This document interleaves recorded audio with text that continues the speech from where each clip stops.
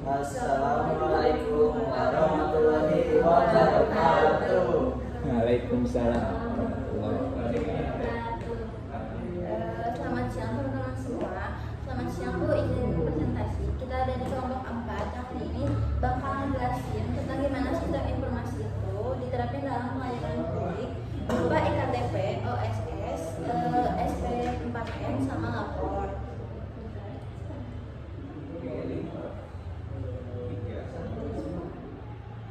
Nah, di sini ada kita jelasin dulu latar belakang sama diagram perbandingannya.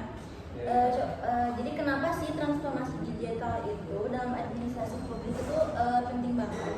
Karena coba ingat waktu kita ngurus KTP, izin, surat hal yang lainnya di kantor kayak di Polres kayak gitu, kantor pemerintah pasti kan pernah ya ngerasain kalau misal prosesnya itu pasti lama gitu.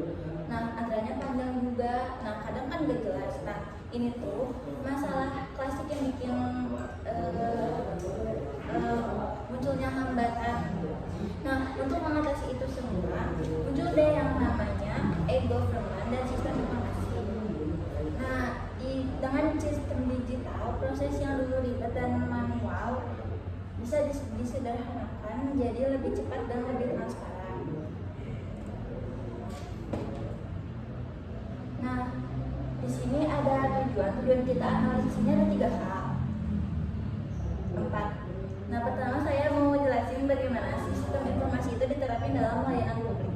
Kedua, kita akan bahas beberapa contoh nyata kayak iktp, OSS, dan SP4M lapor, supaya kalian bisa lihat langsung gimana teknologi ini membaca kerja pemerintahan. Nah, selanjutnya juga saya mau bahas tentang tantangan-tantangan yang muncul saat penerapan sistem ini, dan tentunya juga solusi yang bisa diambil supaya sistem informasi ini berjalan lancar. Nah, selanjutnya kita bakal bahas konsep sistem informasi dalam administrasi publik. Nah, sebelum kita bahas studi kasusnya, kita harus ngerti dulu apa tuh sistem informasi dalam pemerintahan administrasi publik. Nah, sistem informasi itu adalah gabungan dari teknologi, data, dan proses yang saling terhubung untuk mengolah informasi. Tujuan utamanya tuh supaya semuanya itu bisa lebih efisien, terstruktur, tergambar, dan akuntabel. Nah, misalnya kalau kita dulu cuma ada kertas atau dokumen gitu, sekarang udah tersimpan di database digital yang bisa diakses kapan aja dari mana aja. Selanjutnya studi kasus akan dibahas oleh Linda. Nah, di sini ada studi kasus pengimplementasian sistem informasi di bidang pemerintahan. Studi kasus iktp, digitalisasi data penduduk lewat perekaman iktp memungkinkan setiap warga memiliki satu nomor identitas yang unik, yaitu NIK. Artinya setiap orang cukup memiliki satu identitas yang berlaku seumur hidup.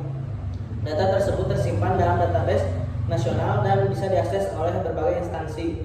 Dengan begitu, instansi seperti kepolisian, rumah sakit, bank, dan imigrasi bisa langsung menarik data dari sistem tanpa harus menginput ulang. Sistem ini mendorong pelayanan yang terintegrasi, valid, dan efisien. Dengan satu data yang sah, proses administrasi terjadi lebih cepat dan minim kesalahan.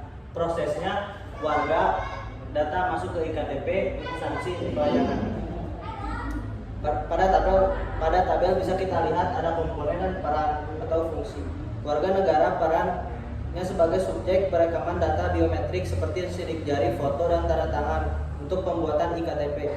Dinas Dukcapil perannya mengelola proses rekam, verifikasi, dan simpan data. Database nasional iktp berfungsi menyimpan seluruh data secara terpusat dan terintegrasi. Instansi pelayanan fungsinya adalah menggunakan data dari sistem iktp untuk mempercepat proses layanan publik. Contohnya seperti kepolisian yang menggunakan data untuk membuat SIM atau penyelidikan kasus, BPJS dan rumah sakit untuk verifikasi pasien secara langsung berdasarkan NIK, lalu bank untuk membuka rekening atau mengurus pinjaman tanpa input data ulang, imigrasi untuk pengurusan paspor dan izin tinggal secara lebih cepat. Lalu selanjutnya ada studi kasus OSS atau Online Single Submission. OSS mempermudah izin usaha secara daring. Pelaku usaha cukup mengakses satu platform untuk semua jenis perizinan usaha. Mereka tidak perlu lagi datang dan berbagai kantor karena semuanya sudah terhubung dalam satu sistem. Pelayanannya satu pintu atau single window, membuat seluruh proses mulai dari pengajuan, verifikasi, dan terbit izin dilakukan secara terintegrasi dalam sistem OSS ini. Ada dampak positifnya, proses lebih cepat dan efisien karena tidak perlu lagi bolak-balik instansi. Lalu transparansi meningkat karena semua proses bisa dipantau dalam sistem. Masyarakat dan pemerintah bisa mengawasi proses perizinan secara real time. Prosesnya pengajuan dulu, lalu verifikasi dan persetujuan, lalu terbit izin. Lalu pada tabel menunjukkan sebelum dan sesudah adanya OSS. Dulu proses izin dilakukan manual dan lama, sekarang lebih cepat lewat platform digital. Dulu harus datang ke banyak instansi, sekarang cukup lewat satu pintu yang online dan terintegrasi. Dulu rawan pungli dan tidak transparan, sekarang lebih transparan dan terpantau sistem. Dulu tidak efisien secara waktu dan biaya, sekarang jadi hemat tenaga dan waktu.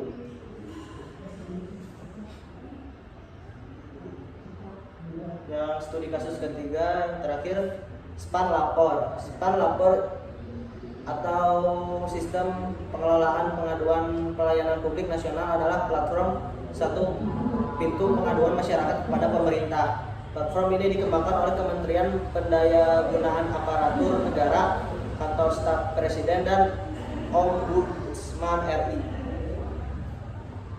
SPAN lapor ini bisa diakses melalui website www.lapor.go.id atau ada di aplikasi mobilnya juga untuk Android dan iOS, atau bisa juga lewat SMS ke 1708. Dampak positif dari platform ini antara lain transparansi meningkat karena laporan bisa dilihat publik. Lalu akuntabilitas instansi naik karena setiap aduan wajib ditindaklanjuti. Lalu partisipasi masyarakat juga aktif karena mereka bisa ikut mengawasi dan terlibat dalam kontrol sosial. Prosesnya terdiri dari 4 langkah. Yang pertama, masyarakat menyampaikan laporan secara online baik lewat web, aplikasi, atau SMS. Yang kedua, SPAN lapor menerima, mencatat, dan meneruskan laporan ke instansi yang sesuai. Yang ketiga, instansi yang dituju wajib menanggapi dan menyelesaikan laporan tersebut. Yang terakhir, pelapor akan mendapatkan pemberitahuan dan bisa memberikan umpan balik.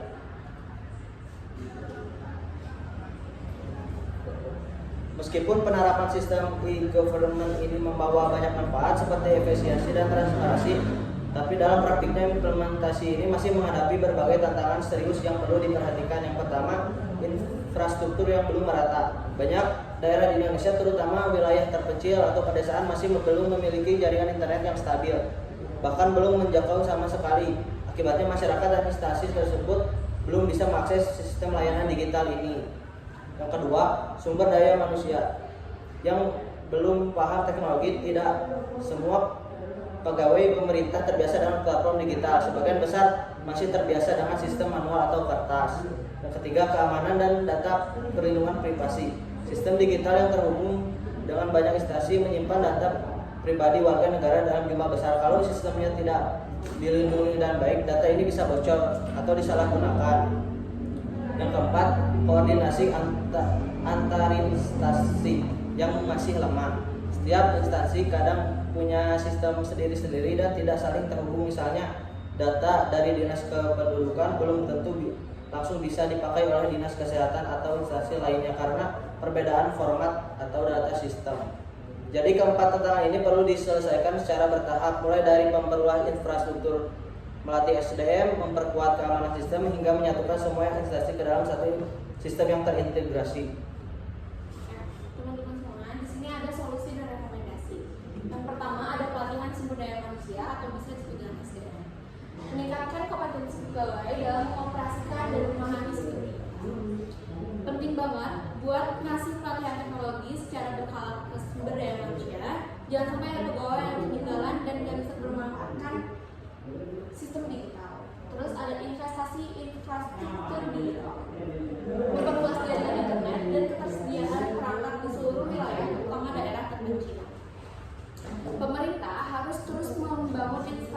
infrastruktur digital di seluruh Indonesia supaya nggak ada daerah yang tertinggal. Terus ada kolaborasi pusat daerah, yaitu membangun sinergi antar instansi agar sistem saling terintegrasi dan efisien.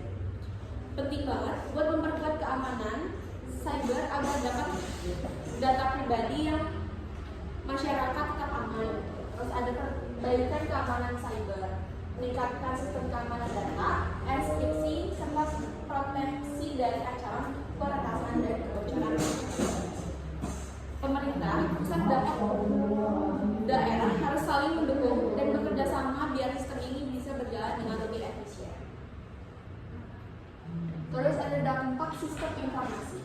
Yang pertama itu ada proses pelayanan lebih cepat dan akurat, terus ada transparansi digital meningkat atau pengawasan lebih mudah, terus masyarakat lebih puas dan percaya pada kelantikan publik. Di sini itu ada diagram, di diagram pertama itu ada waktu pelayanan, terus yang kedua itu ada jumlah aduan, yang ketiga itu ada indeks kepuasan. Di sini itu terdapat sekitar 20%. Proses pelayanan publik jauh lebih cepat dan efisien, jadi nggak perlu lebih mengantri berjam-jam buat ngurusin dokumen lagi. Terus di transparansi yang meningkat, jadi masyarakat bisa lihat langsung proses pengurusan layanan mulai dari pengajuan hingga sampai selesai. Terus ada yang paling penting ini ada tingkatan kepuasan masyarakat yang meningkat, pelayanan yang cepat dan transparansi bikin orang lebih percaya pada pemerintah. Oke, selanjutnya kesimpulannya, studi kasus seperti IKTP, terus OSS dan spam lapor udah membuktiin bahwa digitalisasi bikin semua jadi lebih efisien dan transparan. Tentunya ada beberapa tantangan yang harus dihadapi, tapi dengan solusi yang tepat bisa bikin memperbaiki sistem. Terus bisa kita lihat bahwa penerapan sistem informasi dalam administrasi publik bukan cuma sekedar tren, tapi sudah jadi kebutuhan penting di era digital seperti ini. Lewat contoh IKTP, OSS, dan spam lapor, kita bisa lihat langsung gimana teknologi bikin proses pelayanan jadi lebih cepat, praktis, dan transparan. Meskipun di lapangan masih ada tantangan kayak keterbatasan infrastruktur atau SDM yang belum siap, tapi dengan langkah-langkah yang cepat semua itu bisa diatasi.